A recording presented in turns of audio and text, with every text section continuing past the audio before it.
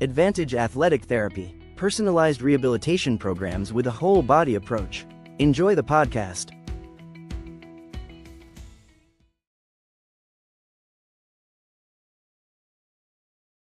It's the March 2026 show with Lil from the CMHA Brant Haldeman Norfolk. How are you, Lil? Good to see you.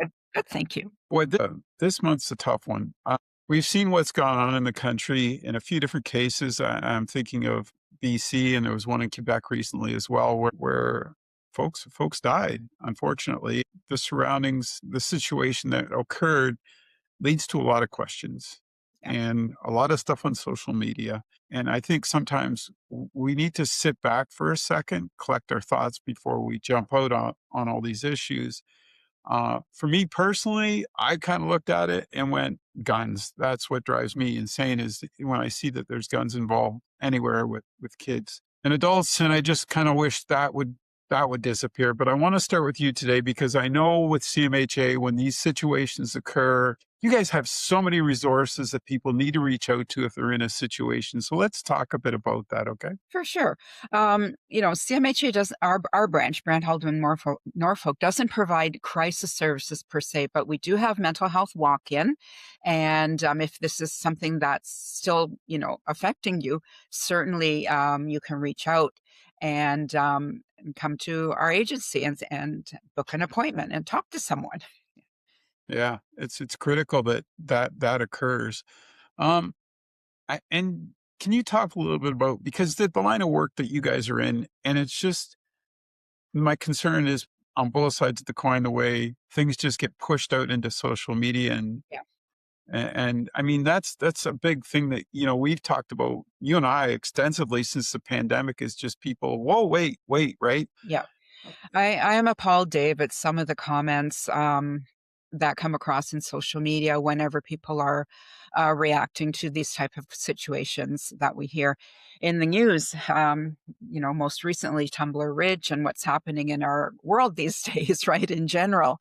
I think it's very convenient for people to just hide behind their screen and talk trash. I think moderators in these types of Facebook pages and other types of social media really need to keep check on these types of points of views and comments that are coming across these pages. Not only is it disturbing, it's also triggering for people that are coming there for support, right? Because we know a lot of people do go to Facebook for support and join these groups and get support there, and it's a community. So yes, I think there has to be more done to kind of quell these negative comments, and not just negative, disturbing and triggering comments that we see after crises. The other part I want to touch base on with you is just the traumatic effect on people in the Mhm. country. Yeah.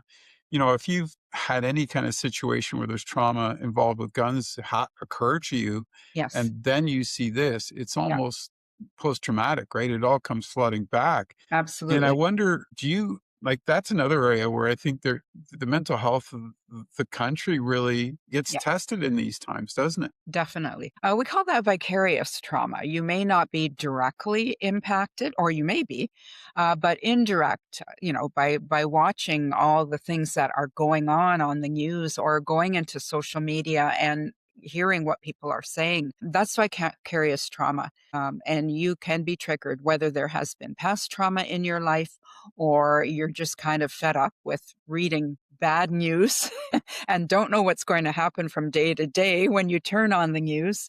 That is called vicarious trauma, and you are impacted by being bombarded with this negativity daily. And there seems to be worldwide, I want to say, just Worldwide. the amount that we've watched in the last year. Yes. Boy, I don't know, like I keep going back to just banning guns and Yeah. Yeah. taking them all away.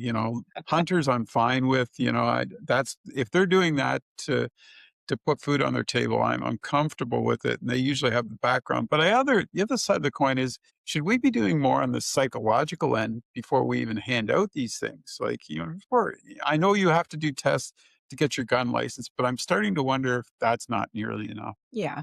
I think, in some cases, and I'm certainly not an expert on gun control, But my personal opinion is that, we really need to be careful issuing guns with anybody really, because I think in any type of given situation, we are human and we don't know how we can react in when we're triggered, when we snap, we're in a situation where it becomes overwhelming for us. We really don't know how people can react. We're human, and sometimes, having a firearm may be a little bit too convenient, and we just need to be very cautious with guns. We really do.